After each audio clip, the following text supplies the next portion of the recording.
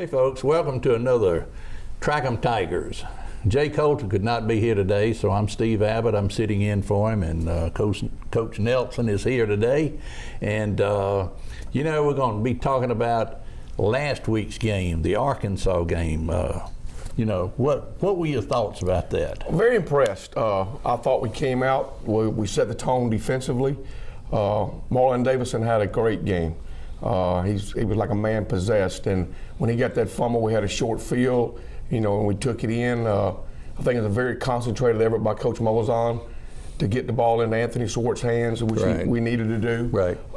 And then next thing we're up 14-0, and there's not a better way to start a game than probably what we started last week. It got what crowd was there, because obviously it wasn't a packed crowd at Arkansas. They're going through some tough times right now, but what crowd that was there was completely gone after that. Besides that, I thought the second quarter, we've had some second quarter woes all season long. I know the coaches are concerned about that. We can't have that this week against LSU, but after the second quarter, I thought the third and fourth quarter, I thought, we pretty well just dominated the game and did what we had to do to win. We did great. First quarter, second quarter, like I say, was not that good. Not that good at all. Not that good at all. I got worried at the second quarter. Even though we were up, I was still worried. Well, we had chances to really just put the thing away in the second quarter and had opportunities, and we just didn't. We just didn't. And it's football. Oh yeah, it happens. Yeah. But it can happen against an Arkansas, but it can't happen against LSU. It can't happen against LSU. That's right.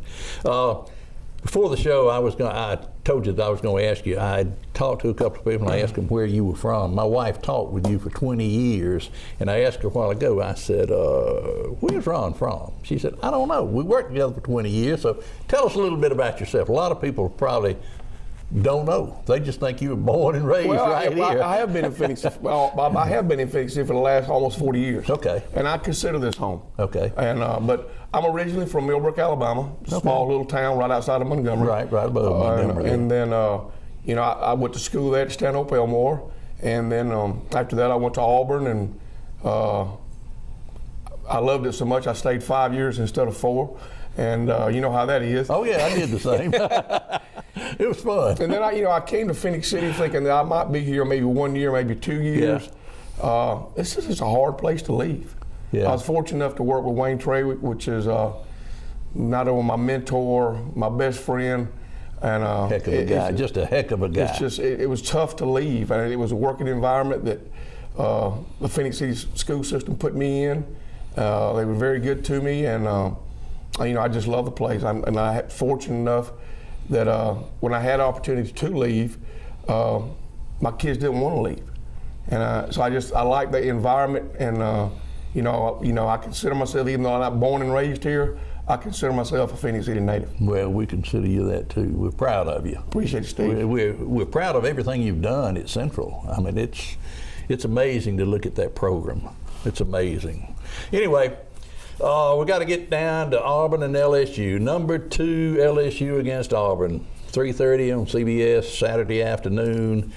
I didn't realize until I got Jay's notes that Auburn hadn't won in Baton Rouge since 1999. It's a long time. That's a long time. And they say it's the curse of the cigar. In 1999, Coach Tuberville was there, and we went in as underdogs. And we spanked them like 41-10, and then they told them that that this was going to be a signature game. If you did, you got the cigar. So all the Auburn players lit the cigars up in the locker room and came out on the field after that. And they say that us, by doing that, we put the curse on ourselves. Now, I don't believe in that stuff. That's just. I don't believe in it, but let's not smoke any cigarettes.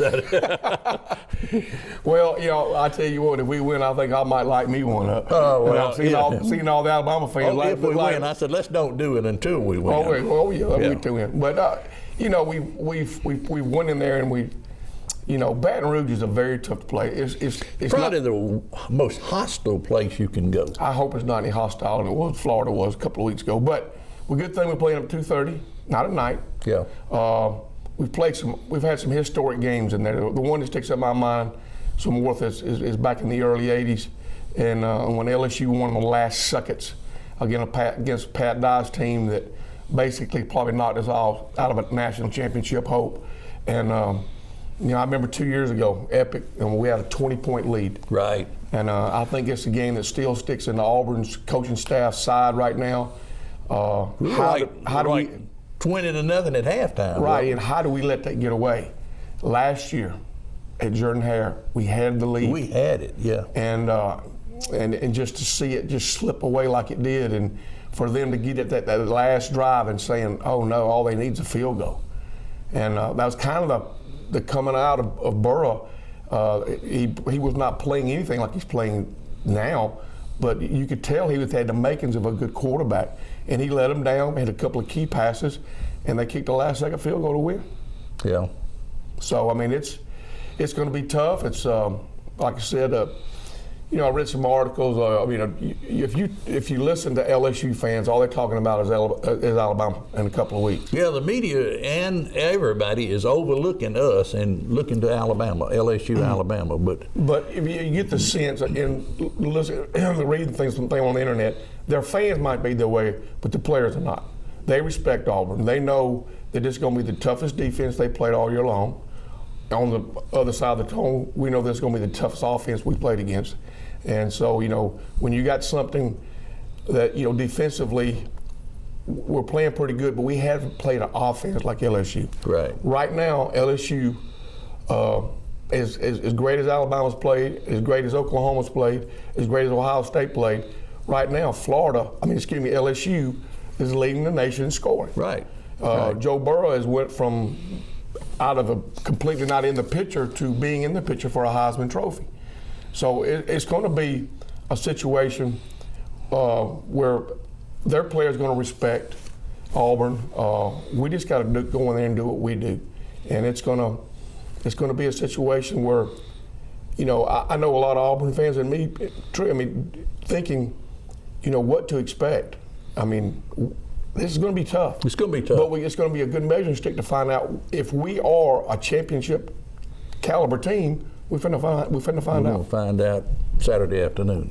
Most definitely. Let's take a break right now. I'd like to thank Jason Dyer, Extreme Power Sports, for sponsoring us, and we'll be right back. She's ready! Extreme Power Sports' very own Polaris RZR Skylifter XP 1000, Trinity exhaust, Power Commander, 6-inch portals, RZR 3 to 5-inch lift, MSA 20-inch wheels wrapped with 35-inch BKTs, deluxe audio roof, LED light bar, Mud Park ready. We are ready to finance you on this Skylifter right now. Come check out all our off-road machines today at Extreme Power Sports. Hey folks, welcome back. We're with Coach Ron Nelson, and again, we appreciate you being here. Appreciate it, Steve. It's always good to see you and talk to you. I want to thank to Jason too. I mean, he does a great job, and we're looking forward to having Jason on later on in the year. I talked to Jason today, and he wants to come on, so we want to have him on. He's a great guy. Well, without him, and he played for you, didn't he? Jason did. Yeah. Okay. At Central High School, y'all won the championship there, the state championship that year. He was. Jason he was a linebacker. He's a linebacker on that team. That's what I was saying. Very player. Very integral part of that football team, and it'll be a season that I'll never forget. Yeah. I know remember Jason, it well. Jason and all the boys, they won't either. Yeah, no, you'll remember that for the rest of their lives. Something that Jay sent us a little earlier, he said that Malzahn on the road against LSU, Georgia, and Alabama, he's 0-3 against each of them. How important is Saturday's game for him? Well, he's not in the boat by himself. There's a lot of coaches that are against those three. That's three quality programs. It just talks about, I mean, it's important, no doubt. And to me, if we don't go in there and win, is it important for, as far as job's sake? No. He's proved to the point that he's what Auburn needs right now. Yeah. And it's a tough place to play. And unfortunately, we got two of those at home this year, and not on the road. But this LSU game, it's important because of the Florida loss. We can't have another slip up. Now, Do I think Auburn is in the top 4 teams in the nation? No, I don't think that. Are we a competitive team that can make some headway along the way? I think we can. And I think, just to the point, those 3 teams are they're just really good right now. That's the reason they're ranked as high as they are. But if we could go into Baton Rouge, and the thing that we got to do, Steve, is we have got to make Burrow uncomfortable. I've not seen anybody all year long that's made him uncomfortable. You used to see him last year run out of the pocket and do all this kind of stuff. He ain't had to do that. He's either set back. Brady gets a lot of credit for coming in, but he's still not the offensive coordinator. Steve Emsfinger is the coordinator, but him and Brady, Coach Brady sits in the press box together and reading some stuff that they get together, of course with a game plan. Right. And they, Coach Emsfinger is going to call the first 2. And then Brady's suggestion, after watching how the defenses are, he's going to make his input on 3rd down situations, and that's how they kind of do it. And sometimes that's hard to do when you got 2 people like that.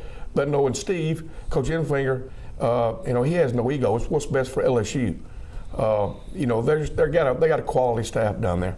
We've got a homegrown product that works down there. Tommy Robinson, he's a running back coach, assistant head coach, recruiting coordinator. Me and Tommy worked together at Central.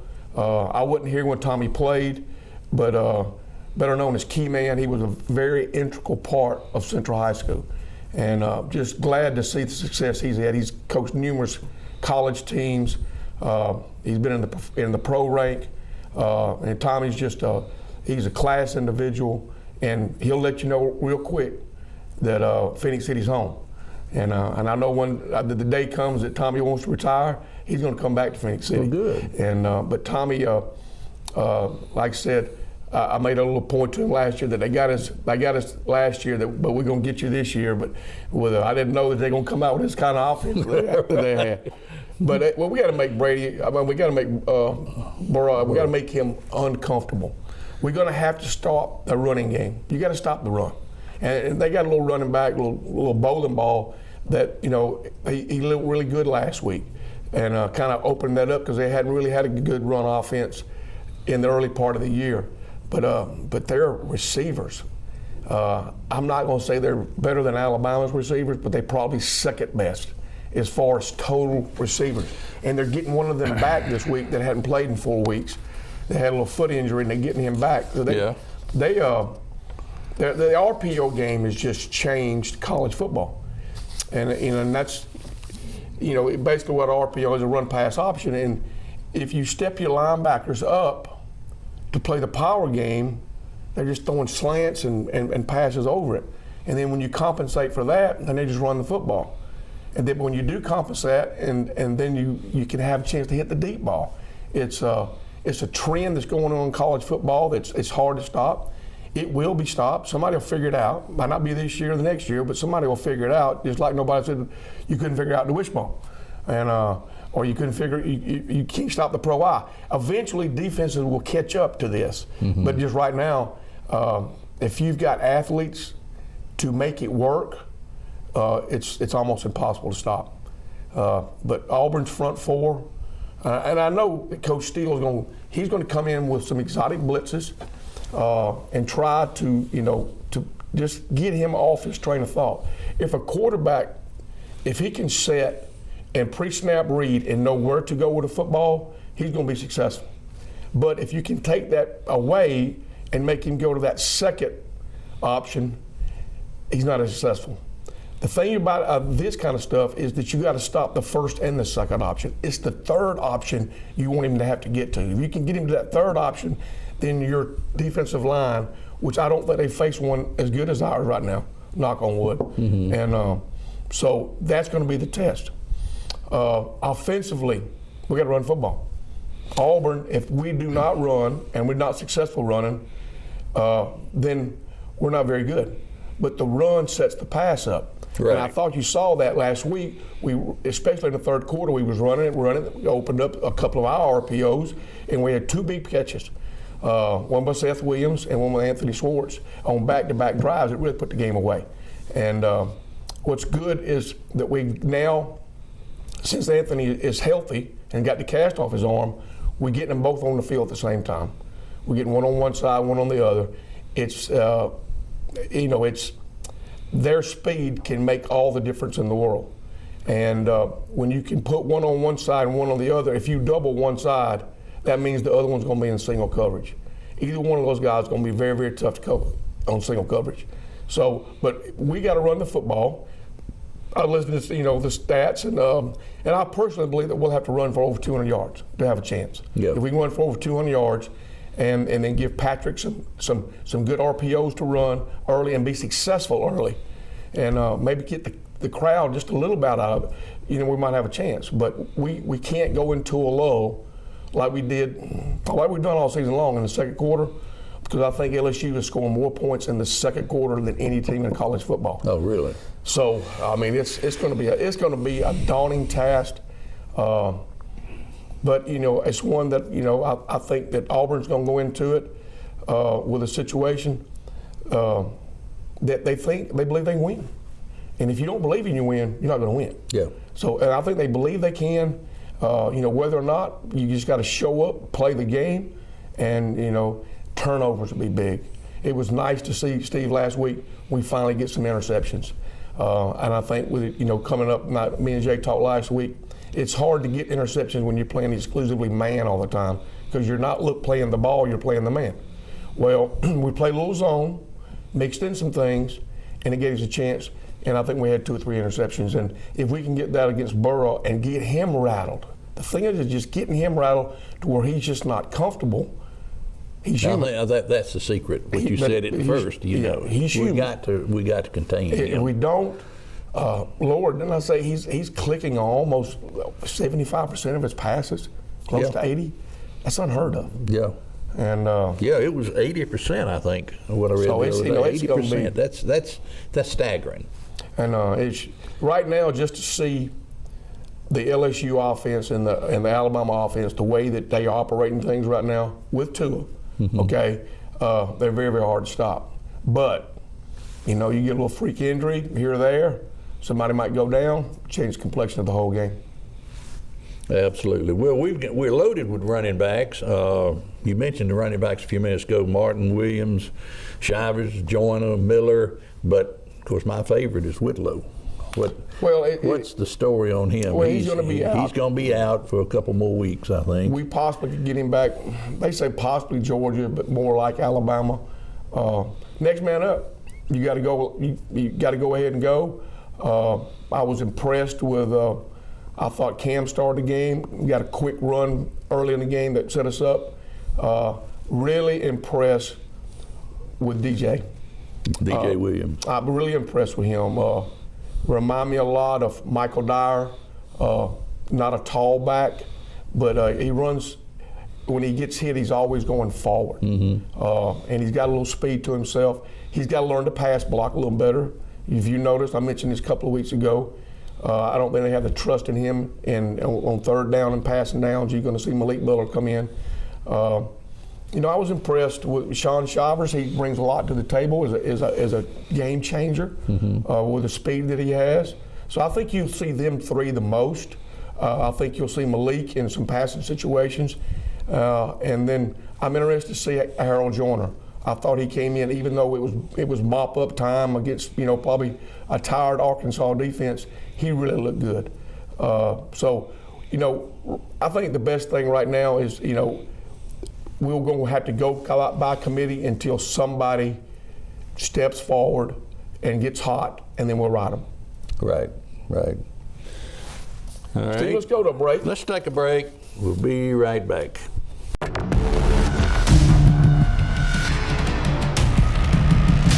Razor XP has earned its place as the world's best-selling performance side-by-side. Now, the off-road's most successful Predator looks even hungrier. For 2019, Razor XPs are cut more aggressively. The chiseled muscular style, premium digital instruments, and wicked LED accents all hint at the heart of the animal within. Choose a Ride Command edition with off-road worthy touchscreen that puts total control at your fingertips. Or grab a Dynamics edition and discover the terrain-dominating power of smart suspension. Extreme performance has never looked so good. Build your XP at PolarisRazor.com. Hey folks, welcome back.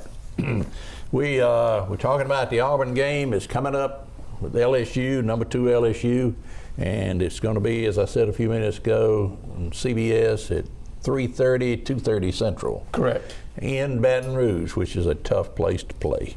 How does Auburn attack this LSU team? Well, we got to be Auburn. I mean, if we come out and try to be something that we're not, we'll get beat bad. So we're going to have to be what we're going to be. We're going to have to, we'll have to get in some different formations. We'll have to run a lot of motion to try to see how they're going to do it. LSU has not been as well on defense this year as they've been in the past. I think a lot of that has to do with their offense. And but defensively, if you look at their secondary is very talented. There's a couple of first-round picks on that side of the ball. Their defensive line is coming along better than what they did. They've given up a lot of yardage running against teams running the football against them. We're going to have to attack that. We got to win the point of attack. Now, by saying that, it might not be always with the zones or the quick hitters in between the tackles. We're going to have to get some perimeter runs and get Schwartz and get Shivers out and Cam Martin and get them out in the open field. The short passing game and try to get some oscillations where Seth Williams and Anthony Schwartz is going to be one-on-one. And when we get those shots, we're going to have to complete them. I think Bo don't have to win the game. First of all, he's got to be a game manager and not lose it. But he's going to have some big plays. I thought against Arkansas, Bo's faster than you think he is. He's very quick, and he makes defenses accountable for him. And we're going to have to do that. If we do that, that helps the run game a little better. But I think we got to have a really, really good game plan, not just coming and being in one formation. We're going to have to give them a lot of looks. A lot of people call it eye candy. I hate that word because I don't think it's eye candy, because everything you do is for a purpose. And the purpose of that is trying to get matchups that you can beat one-on-one. And we're going to have to do that against a great LSU team.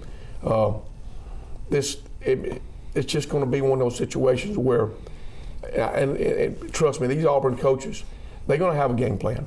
Now, it's up to the players to execute. And but all things come into factor. I looked yesterday, I hadn't checked today. There's a chance of rain. Who does that benefit? You think if it was raining, it might benefit Auburn just a little bit more of the way they throw the football, but you don't know. And so you got to bring everything into account. I mean, as a coach, you got to have a game plan for normal situations. If it's a rain situation, which wouldn't change much, but if it's a downpour, like the Georgia game 2 weeks ago, then everything's out the window because your playbook's cut in half. And so all these things got to do. We got to play exceptionally well in the kicking game. In a big game like this, you got to win 2 out of the 3. So we got to win the kicking game because the other 2 is going to be tough. So I thought that last week that Christian Tutt and Will Hastings, we didn't get any return yardage, but we didn't get any balls hit and roll the ground and get extra 10, 15 yards. That's just field position that's just wasted. So they was aggressive because I know Coach Malzahn, he basically challenged Christian Tutt to go attack and get the football. And he did that last week. So if you can keep the field position in your count, and then kickoffs, we got to be Carson has got to be he's got to be the same he's got to kick the ball in the end zone and make them start, and not getting any returns from that aspect. And then from that standpoint, the kicking game, we can't win this ball game by field goals, but you can win it by a field goal. Because when you get down there, you're going to have to score some touchdowns. But if it comes down to a field goal, hopefully we might have the upper hand. think you're right. Talking about Joe Burrow, do you think he's the leading Heisman candidate? I think right now he is. I mean, his numbers is there. His numbers are there. He's thrown 29 touchdown passes this year, second in the nation in passing yardage, completed 80% of his passes. It's just unbelievable. You know, it's hard to defend something like that. Yeah, I had a buddy of mine. We was talking a couple of days ago, and we talked about, you know, Tua, Burrow, Jalen Hurts, and Fields. You know, which one of those four would you take if you could take any one of those four? And I got to take Tua. No, it makes all the Alabama fans happy, but the way he reads defenses and the way he has pinpoint precision, I think he's number one. I think Burrow is a close second. He has just really came out of his own. Sometimes the offense will make a quarterback, right. And I think this has made Burrow a better quarterback, but I would have to take Tua one and probably Burrow number two right now. Jalen's playing exceptionally well, but I still think those two right now would probably have the upper hand. Justin Fields, I had not watched enough Ohio State. I hadn't watched enough of Ohio State to know, but I watched Oklahoma and they looked mighty good. So, you know, this might be what the year of the quarterback. I mean, you got Herbert up at Oregon is playing exceptionally well. We were lucky to win that ball game. Well, we won it in 8 seconds. Right, Didn't we? 8 seconds but left we won on the it. clock. But we won it. But he's playing very good football. I think he's going to be a very good pro product. Jason Eason is playing very, very well at Washington. He used to be at Georgia. A lot of people is down on Jake Fromm right now. Jake Fromm's a winner. He's a good ball player. The people around him are the ones that's not producing. His young wide receivers, they got to get open, and it's making it tough on Jake. And but it's just you have years like this when you got the quarterbacks that are elite. Hopefully one day that maybe Bo will be in that situation as he grows older and gets more mature and gets more seasoned. But those four are heads and above a bond with the other ones that I talked about.